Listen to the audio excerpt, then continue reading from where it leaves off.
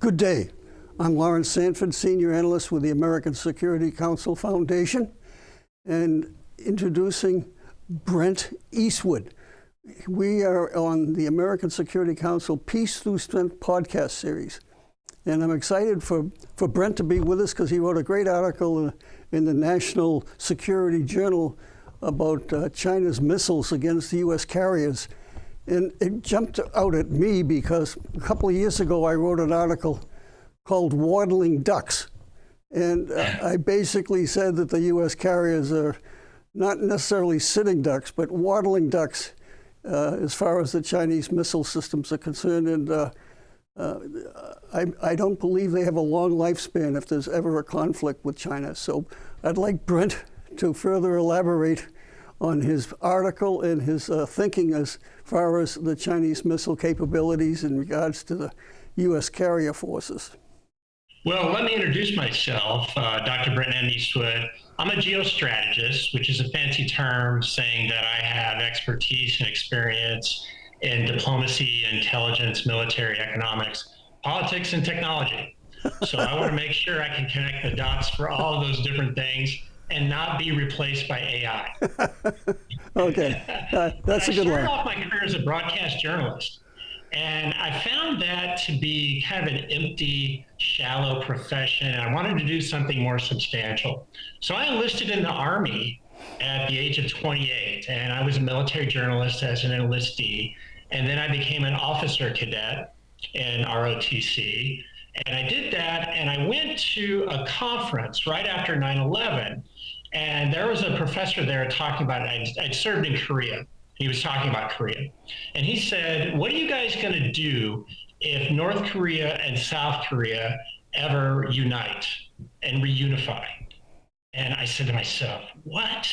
And he said, that is called strategy and geostrategy. And you need to learn how to develop that.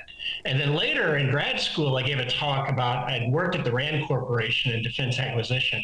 So that's how I got the bug for defense systems and defense operations across the world. And I gave a talk on what RAND does with terrorism. And there was a gentleman in the audience who came up to me and said, you need to come up with your own strategy to fight terrorism. And I was still in grad school, and I was like, how am I going to come up with my own strategy? So fast forward a few years into my time in Washington, D.C., I worked for U.S. Senator Tim Scott of South Carolina. And I did strategic reviews on China and Iran and North Korea and Russia. And so that really gave me the impetus to work in the field that I'm working now, writing for National Security Journal, writing for 1945 about big weapons systems. And so, yes, you note the Chinese carriers, and there's 3 different types of strategies that the Chinese are using against the United States.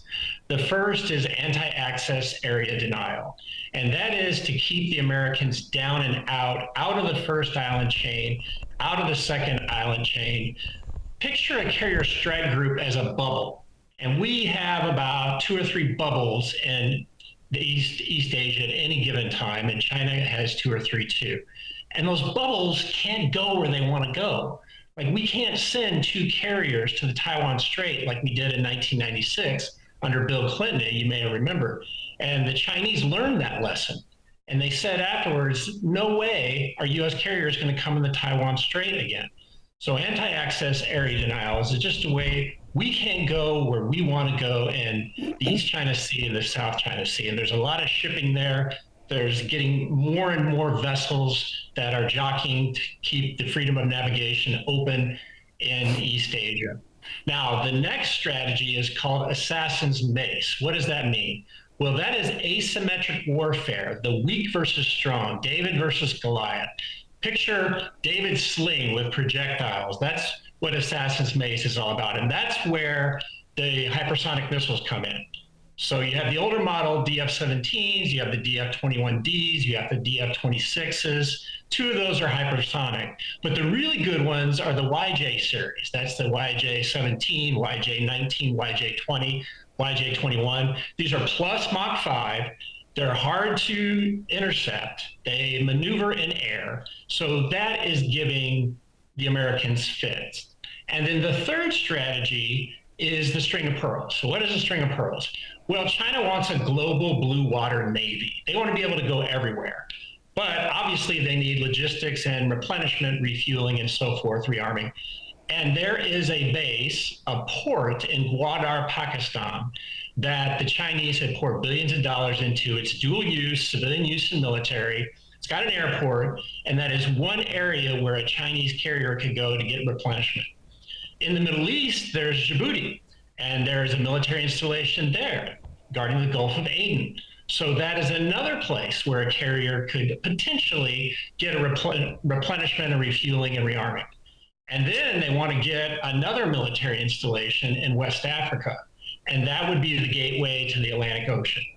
So when you take all those three-pronged strategies together, you have something special. And I go back to 2003 studying this. I had a future colleague by the name of David Shambaugh at George Washington University. I taught at the Elliott School of International Affairs at GW. Shambaugh's been there forever. And David Shambaugh did something really interesting back in the late 90s and after 9/11 in 2003. He would go to China, and he found out that former Chinese military personnel were leaving and selling their military technical manuals at bazaars and bookstores. Shambaugh buys these books and technical manuals, translates them, and finds out, oh my gosh, there's going to be carrier-killing missiles. This is 2003, he writes a book on it that I read. And so they took the Chinese repurposed an old Soviet missile called the Sunbird, made it into a carrier killer in 2003, put them all up and down Taiwan Strait. So that was the first time we had David sling an anti-access area denial. And A2AD is very powerful. Defense is sometimes stronger than offense, just ask the Russians, and it's the same in the Navy. These hypersonic missiles are a big fear. Now, one thing that U.S. Navy can do, and we have a forward deployed carrier in Japan, USS George Washington. It just got done with the deployment, so it's in maintenance right now, so it's off the table. But a good thing that carriers from the United States can do, we have something new called the MQ-25 Stingray, which is a unmanned tanker. It's a drone tanker. And that can refuel Super Hornets and F-35Cs. And that extends the ranges of those airplanes for 500 nautical miles. So that means we can stay back another 500 nautical miles out of the range, hopefully, of the hypersonic missiles, the carrier killers. So that's what we have to do. We have to counteract all three, this triple-pronged strategy that is really concerning to me. And the United States knows about this. They know the ranges of the hypersonic missiles. It's just a matter of staying out of the way and figuring out a way to counteract A2AD, make sure those bubbles don't burst that I was talking about, and the string of pearls only going to get better. You know, the Belt and Road Initiative was a way for the Chinese to increase their control of ports. They control or operate or run or own about 90 ports around the world. So if they could get more of those ports as part of String of Pearls and be able to service carriers, that's going to make a difference. That means Xi Jinping gets a blue water navy. He gets a beltway that goes from East Asia all the way to the Atlantic Ocean, and he's got the blue water navy that he's always wanted. So they're gaining on us big time. Yeah, they're eclipsing us. Yeah, yes. I was in the Navy back in the 60s, and I remember going through the Taiwan Straits a couple of times on a destroyer. And it's a small, narrow, relatively speaking, for ocean-going vessels. It's a small area of sea, so the missiles would be taking them out easy. One of the things you brought up was the ports. You know, I can remember reading a few months ago where the Americans were going to take over C.K. Hutchinson ports in Panama. And I just saw yesterday, and I haven't pursued it further, that the Chinese are holding that whole deal up, and they want to maintain some kind of control, which doesn't surprise me. So, yeah, the Chinese deny string of pearls. They're like, oh, these are civilian ports. they're humanitarian ports, they're anti-piracy, they're dual use, it's for civilians, but don't believe that because they're serious about a blue water navy. I have a rule of thumb that how do you tell a communist is lying? You know, the old lawyer joke, and it's the same thing. Their lips are moving. They lie. Yeah, definitely. Soviet Union can fall into that too. Yeah, they lie. They want to dominate, and the thing from a Navy perspective is, I'm sure you're more aware than I am, the building programs they have, the capabilities they have for building a Navy. 20 times what ours is the capability of as far as building navies, ships and so forth? Oh, definitely. And the shipbuilders, the United States has a problem attracting, recruiting, and retaining ship workers. And a lot of it is because of pay. The Secretary of the Navy, John Phelan, just said, why would anybody want to be a shipbuilder when they can work for Amazon or Buc-ee's and make more money not welding and not being an electrician, which, you can get hurt on the job. It's physically demanding. Buc-ee's pays well. I don't know if you know, it's a big convenience store out of Texas.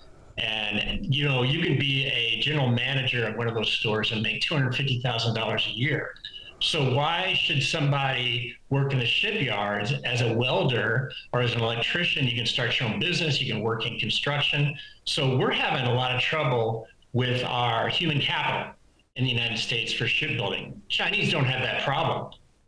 Many Chinese are ready and willing, and they're patriotic and nationalistic. They want to work on ships. They want to work on warships. They want to use them as a point of national pride and national prestige.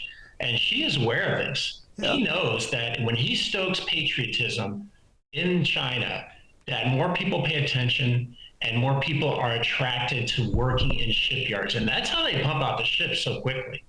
Yeah, they constantly bring up World War II and the atrocities the Japanese committed against them in Nanjing and other places. So, yeah, they use that grievance program from World War II to gin up nationalism. So the Chinese Communist Party has done a great job as far as indoctrinating the people on patriotism, though I'm sure there's a dark side that we don't hear about so much because of their strict censorship kind of program. But you mentioned American shipyard workers. I thought welders were pretty well paid. I thought they can make 80, 90, 100,000 bucks a year pretty easily as a welder. Well, the unions don't tell us what they make actually. And so Secretary Phelan was worried about that.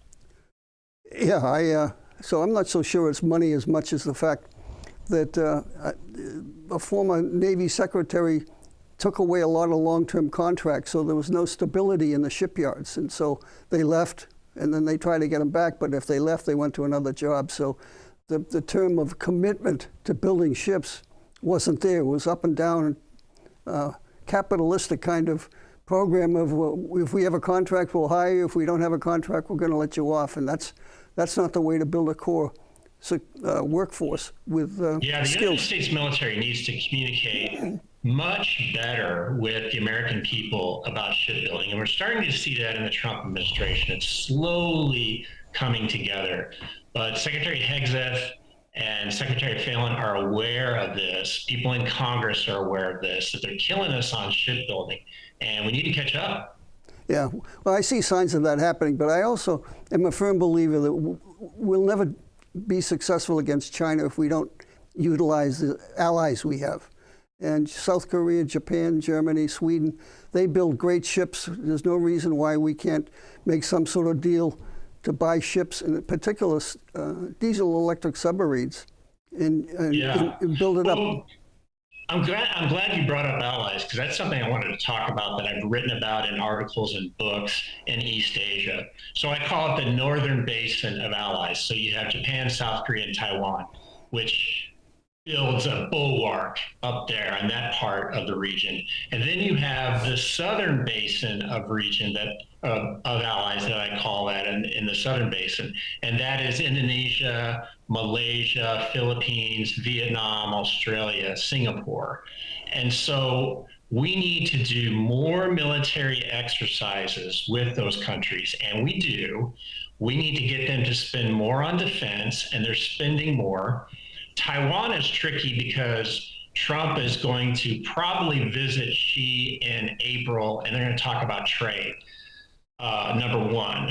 And so we don't want to sell any arms to Taiwan until that meeting happens, because that would just make the Chinese furious. So we want to get Taiwan to spend more on defense and get ready for a potential amphibious invasion. But the other allies, and Japan is doing a good job too with their self-defense forces.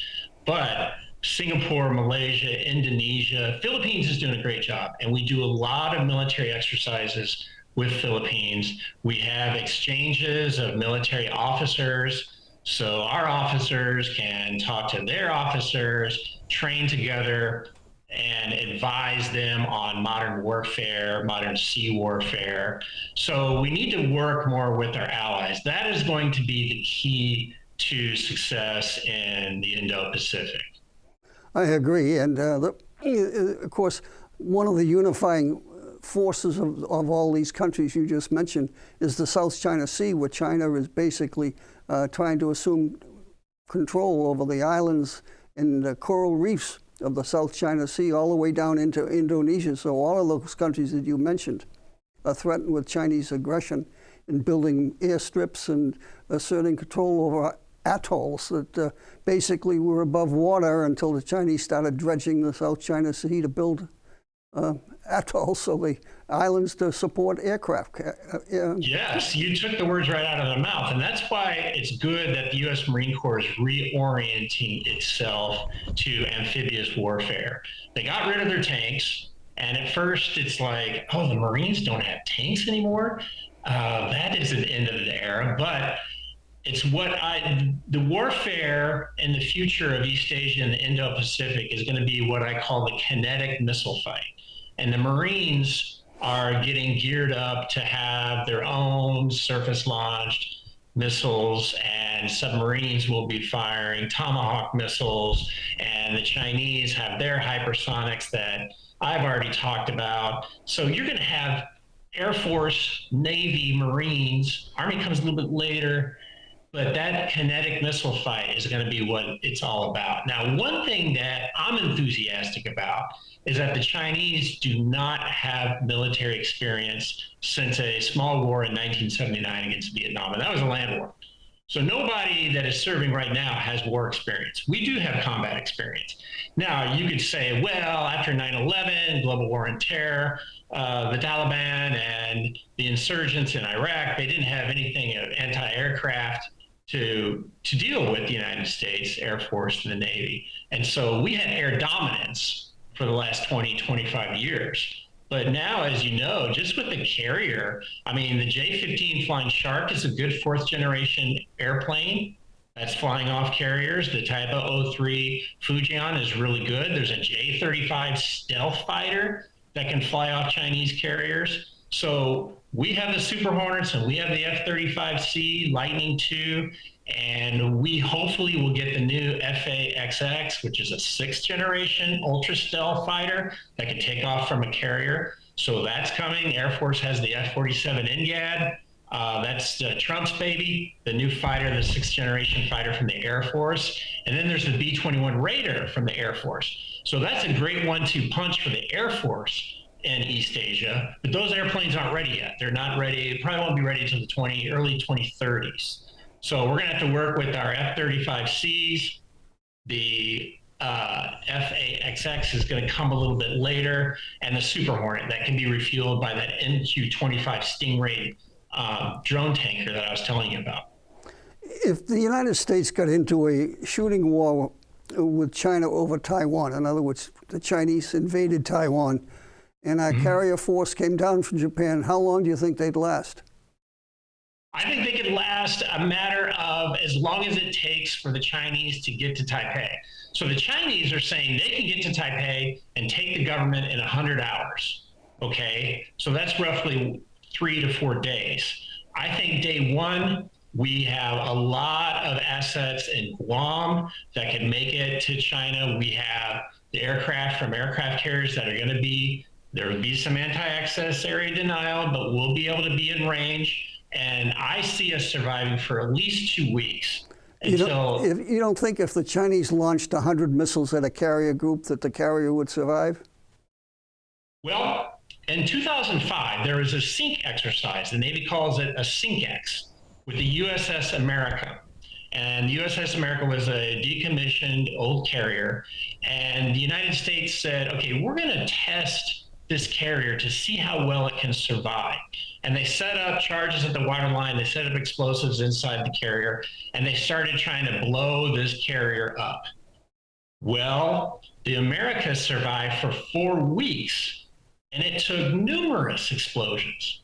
So a carrier battle group can survive pretty well. The other thing that carrier battle strike groups have are the Aegis weapon system.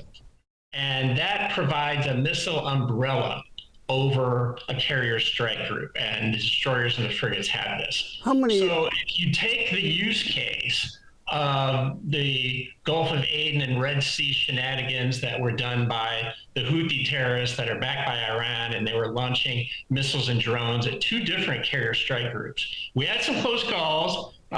We lost a Super Hornet because one of the carriers had to veer away and it fell into the sea, but there were no hits.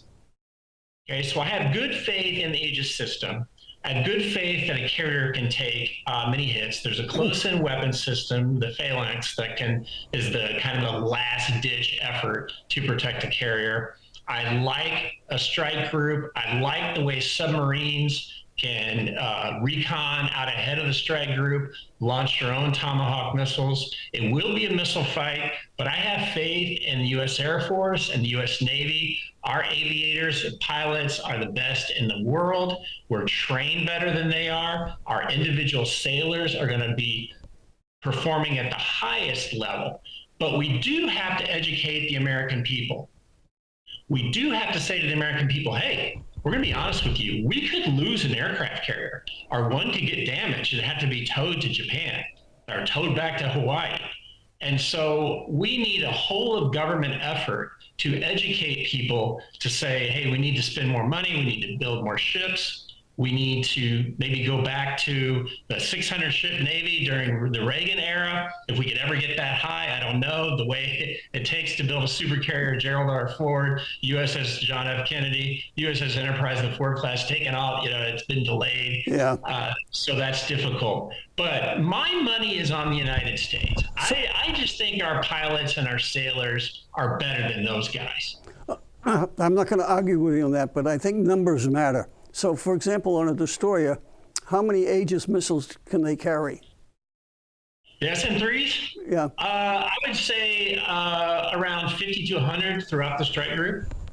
So, I mean, you're doing some back in the envelope arithmetic, right? You're saying that the Chinese, and they have missile launchers, to be sure, up and down the coast of the east coast of China. Right. So those missiles would be going after Taiwan. And then those hypersonics that I was telling you about, some of them are air launched, some of them are sea launched, some of them are ground launched.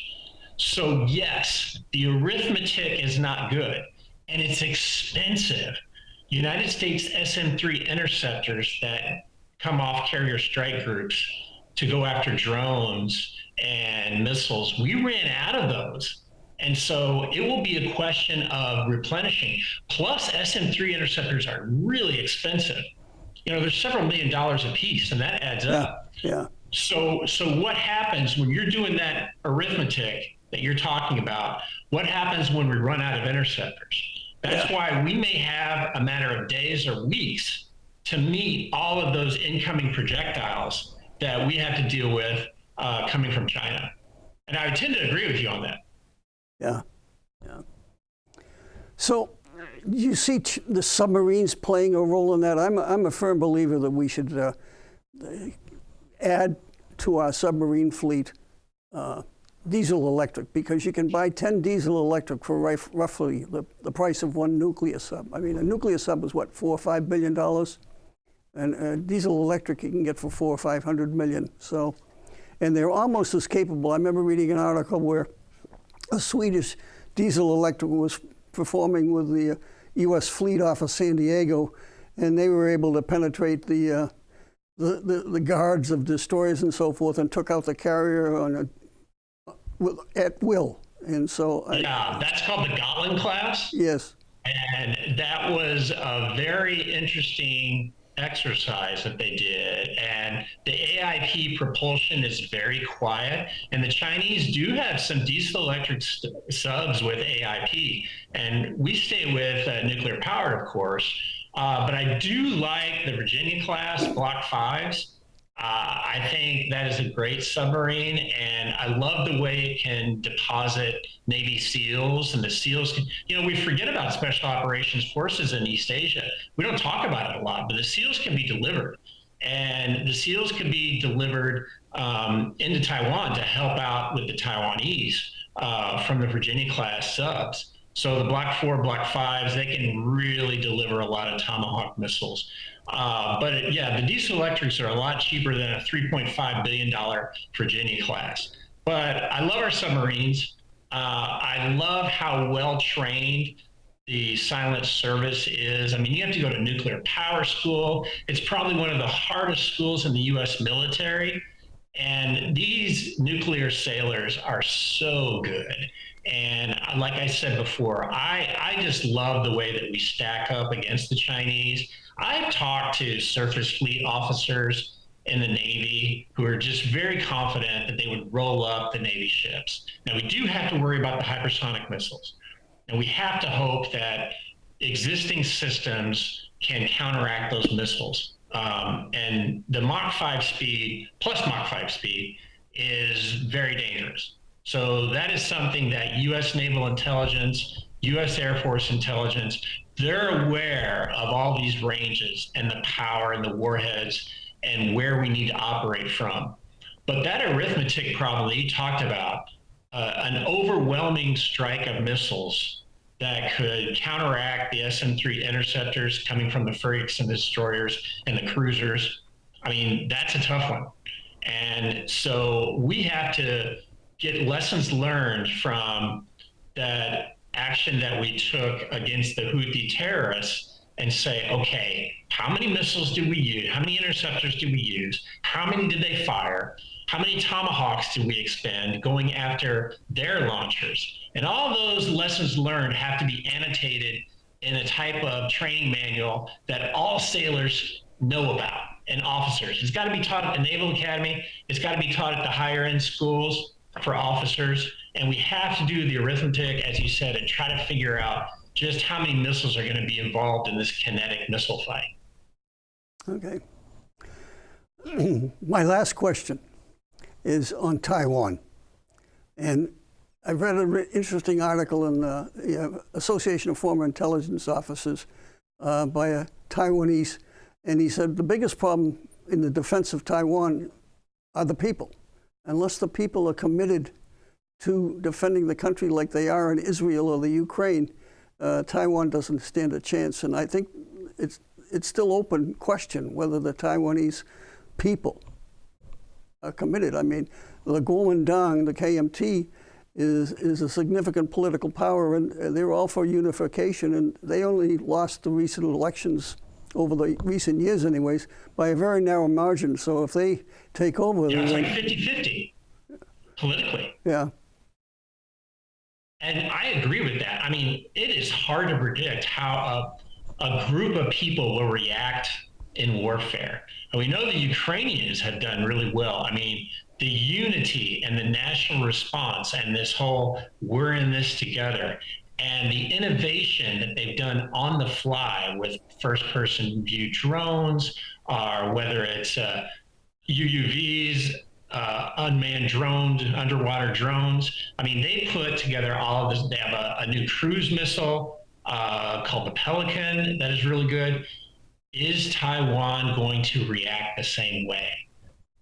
Some people have close economic and trade ties, and corporations and trade ties with Taiwan. Now, instead of an amphibious attack, I tend to think that the Chinese are going to do a blockade or quarantine of Taiwan.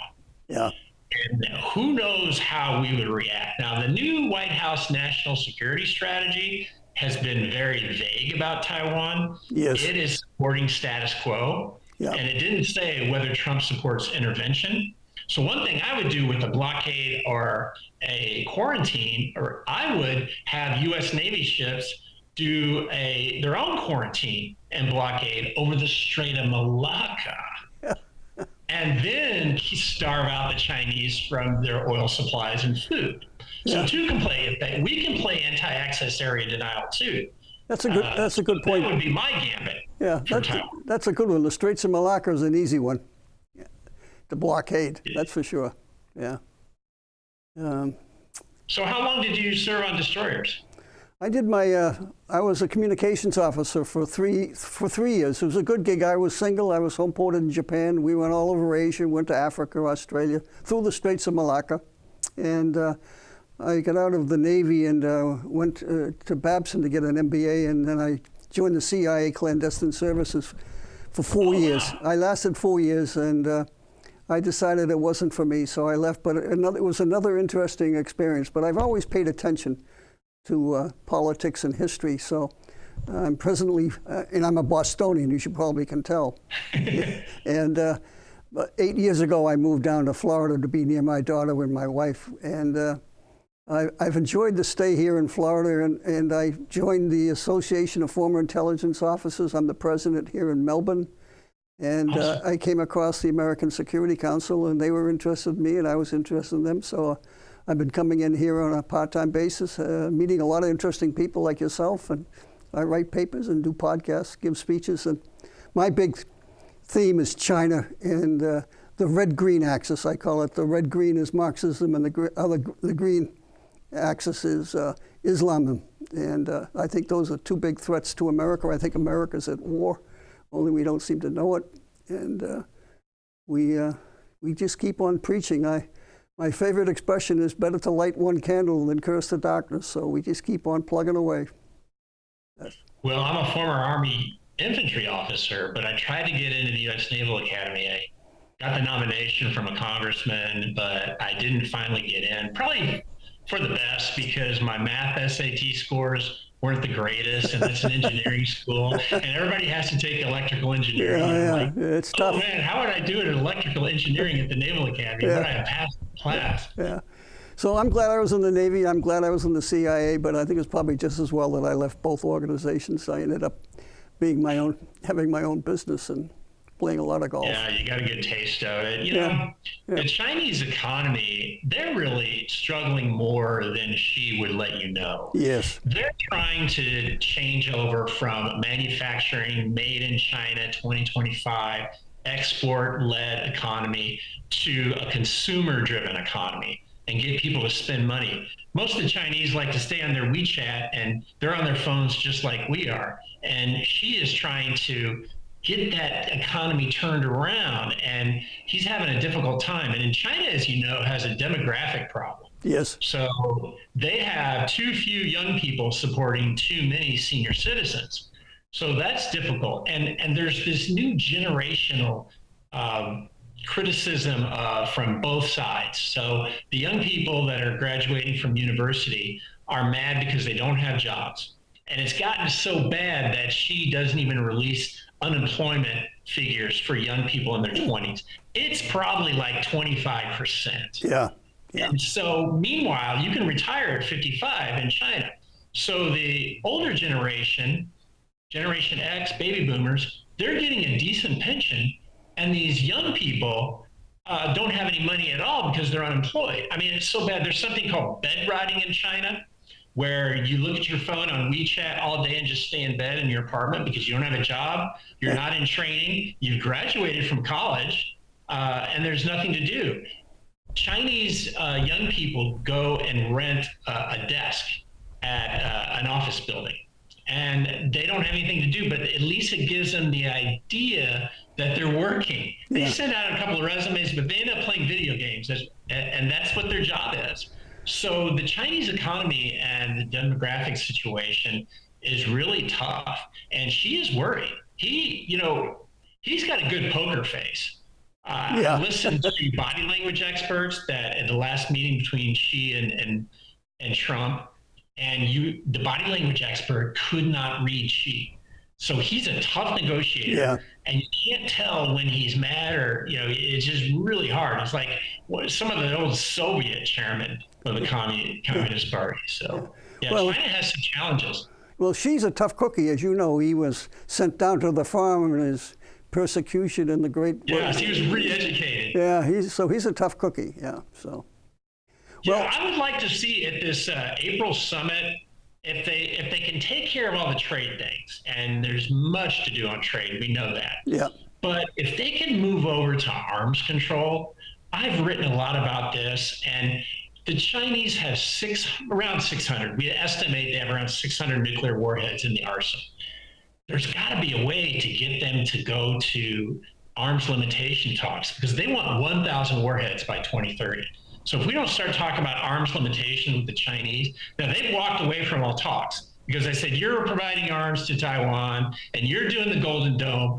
They hate the Golden Dome, which is echoes of the Strategic Defense Initiative that you know so well from the Reagan era, peace through strength. So the Chinese are mad because we even mentioned Taiwan in the national security strategy and that we have the Golden Dome, so they won't talk on arms control.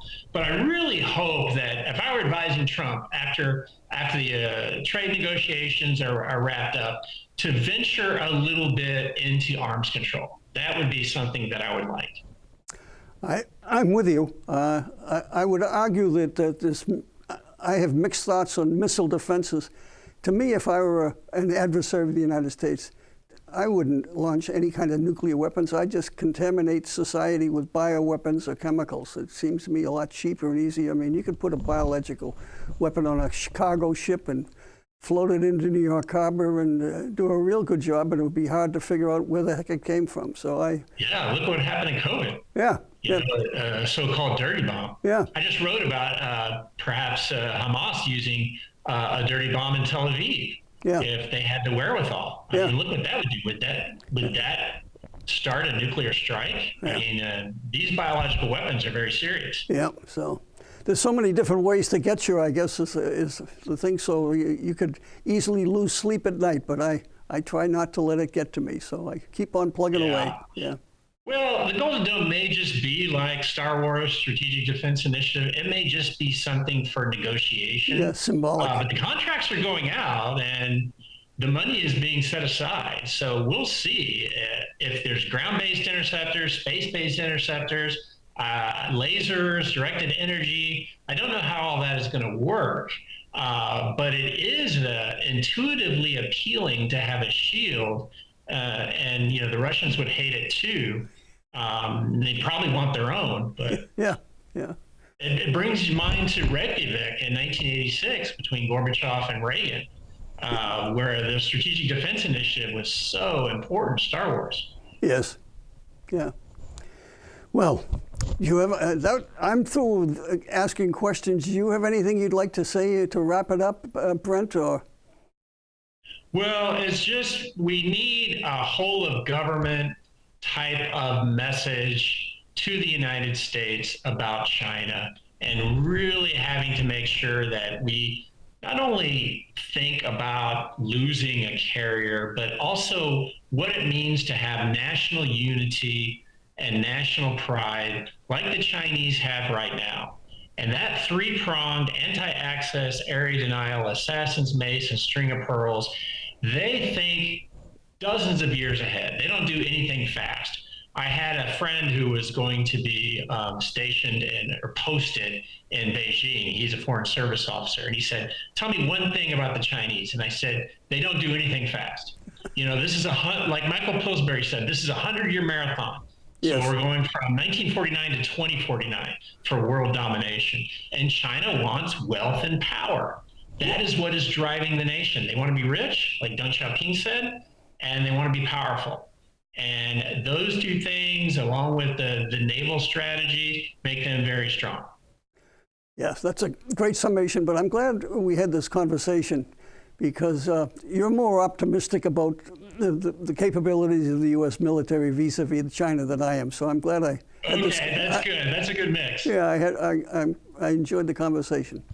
So to watchers and viewers and listeners, I want to say thank you, and I want to say thank you to Brent, but I want to say thank you for joining with us. Please look at us up at www.ascf.us and take a look at some of our papers and other podcasts. But Brent, this has been a terrific one, and I appreciate your time and insights. Thank you. My pleasure. Thank you.